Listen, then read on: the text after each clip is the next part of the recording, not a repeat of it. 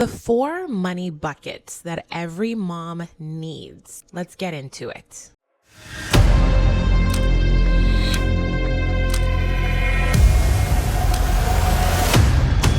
If you love the look and feel of this podcast, I help businesses and creators manage their social media from strategy to posting so it looks this polished without the stress. Hit the link in my bio if you want this kind of smooth content for your business. Hey girl, welcome to the very first episode of the Life in Between Meetings podcast with Mrs. Husbands, which is me. I am Mrs. Husbands. Now, when I thought about what I should talk about first, finances just felt like the most honest place to start. Because let's be honest, money touches everything. It touches our marriages, it touches our friendships, our goals, and our futures. And most importantly, it affects our peace. Who here can relate to not having a clear plan, overspending, and wondering where the money goes at some point in the month? If you can relate, I'm going to need you to comment, or I'm going to need you to agree with me so that I don't feel alone, because I know I'm not alone.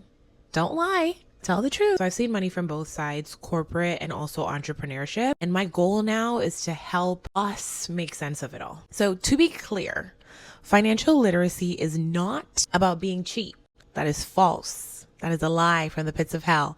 Financial literacy is not about being cheap. Financial literacy is not about never enjoying your life. We love enjoyment around here. We want to have a purposeful life. We want to have enjoyment. We want to enjoy ourselves. Financial literacy is also not about having a perfect spreadsheet. So just throw those lies out. Those are myths. Those are not true. Financial literacy is knowing what is coming in, is knowing what is going out, and it is deciding ahead of time what your money is going to do. If you've ever said, I will figure it out later, congratulations, you are human. You are not crazy. Nothing is wrong with you. So this is not a place of shame. So the 4 money buckets that every mom needs, let's get into it. Our bucket number 1 is survival. That is our needs. That is the thing that helps us keep the lights on and keeps our kids alive. We're talking things like housing, whether that is paying your rent, paying your mortgage. We're talking daycare, groceries. So the food that you eat, what you put in your belly, without that you could not survive. And I would also argue transportation in this day and age. There are many others that you could argue that are needs. It's going to be different for you. Bucket number 2 is going to be life and enjoyment. These are our wants. So we're talking coffee, we're talking eating out, we're talking going shopping, soft life. This is the easy part. We have no issues figuring out our wants. We usually have issues figuring out what is truly a need. But joy is not irresponsible. It just needs its own lane. So bucket number 3. So we've talked wants, we've talked survival, we've talked life and joy. Bucket number 3 is our protection. It is our saving. In bucket number 3, we have our emergency fund. Yes, I want you to ask yourself, how many months of your needs, your monthly need, do you think you need to have set aside? I'll give you a few minutes. Not even a few minutes. I'll give you some seconds. I'm kidding. 3 to 6 months. You need to have 3 to 6 months of your needs in an emergency savings. This is in bucket number 3. Emergency savings. You need to have sinking funds. Now, sinking fund versus emergency savings. So your emergency savings is for your unexpected, urgent expenses that come up. We can't predict these things, but from time to time, you blew a tire. From time to time, you have a medical emergency, whatever it may be, and it requires you to tap into your emergency savings. Now, your sinking funds, on the other hand, are your known expected expenses. These are the things that happen infrequently, but usually they happen on a recurring basis, like every month, every quarter. So for example, having to get your taxes done, paying for that, knowing that you need to get winter tires, paying for that. That's what a sinking fund is versus emergency saving. I always call a sinking fund because you're going to use a strategic savings method to put a fixed amount of money towards paying for this expected expense. And with you putting that regular amount of money aside over time, you will ultimately have enough money for this expense. So emergency savings, sinking funds, and just in case money. Fun fact, when I was growing up, I knew this as VEX money. So if you're Caribbean, you may have heard of VEX money. VEX money was explained to me as in case you go out and the person that you leave with and you get upset with each other and you need some VEX money, some money to use to get yourself home or to do the things that you want to do on your own without that person, you have these funds. But instead of VEX money, we're going to call it just in case money. So make sure you have your just in case money. Savings in the mom world is like wipes in your diaper bag. You don't think about them until you really need them. And when you really need them, honey, things are messy. You're going to need your savings. You're going to need your wipes. Bucket number 4 is for future you. It's for your growth. That is your registered accounts, your TFSAs, your RDSBs, your FHSA. That is your future savings money. And those acronyms are registered accounts.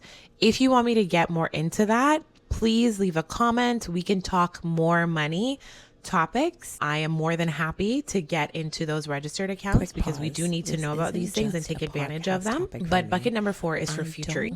You could also be investing. So within these registered accounts, you can invest, but also this is where your investments are going to be.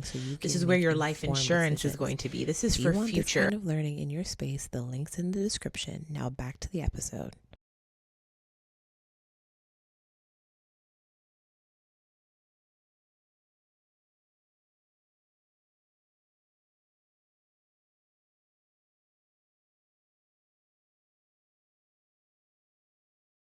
In order for these buckets to exist successfully, we need a budget. I know we need a budget, and we don't like the word budget. Let's be so real. Budget is not giving.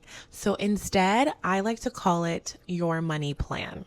So forget budget. She's boring, but we need to have a money plan. We need to have a strategy. A budget isn't about control.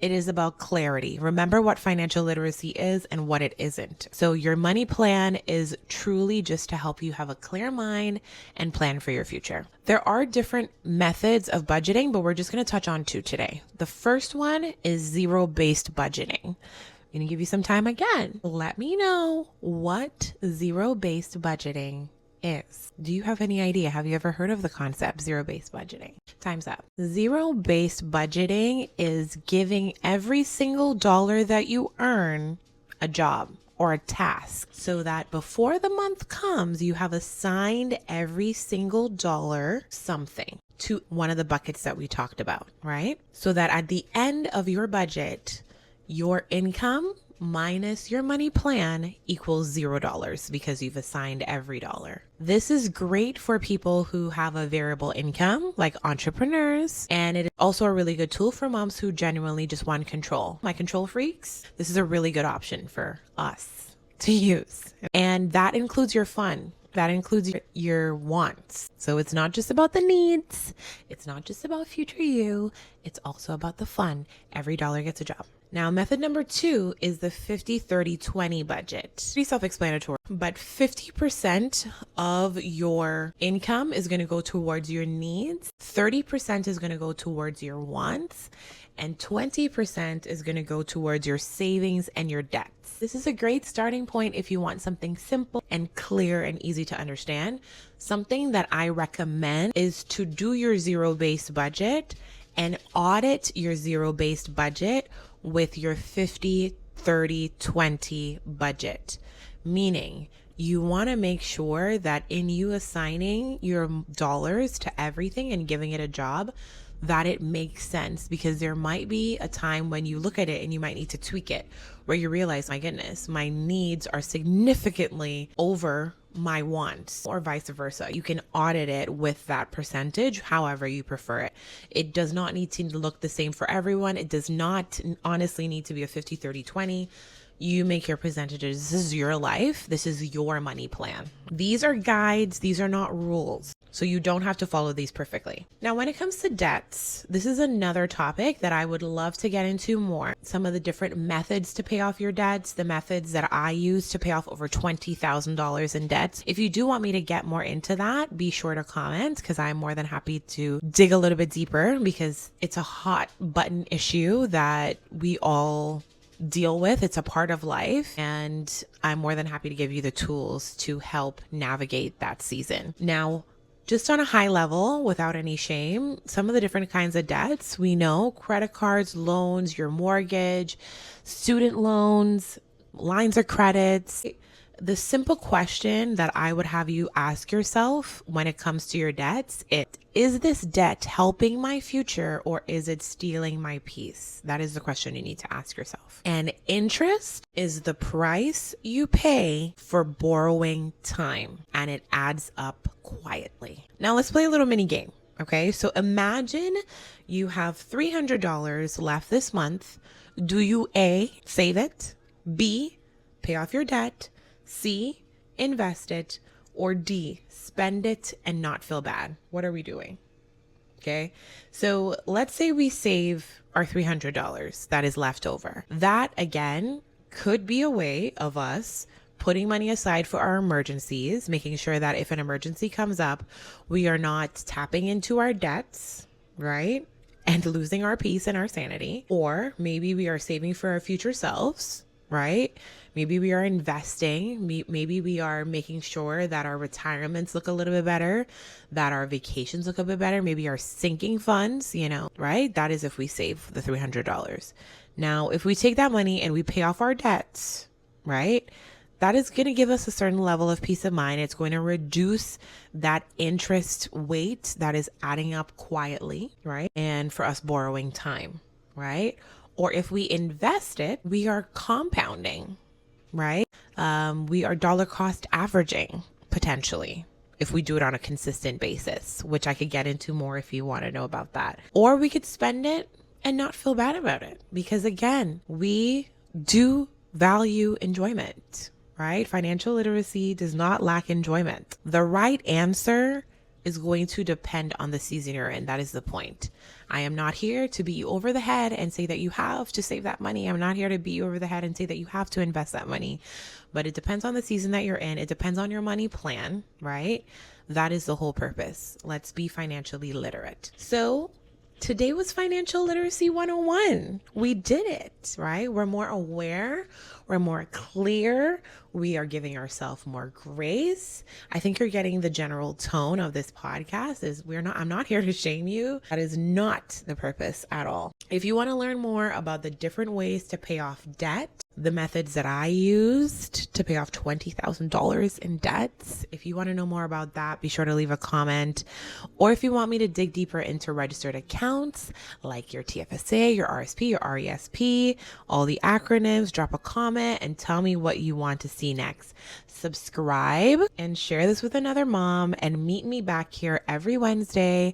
We're figuring this out together. Bye.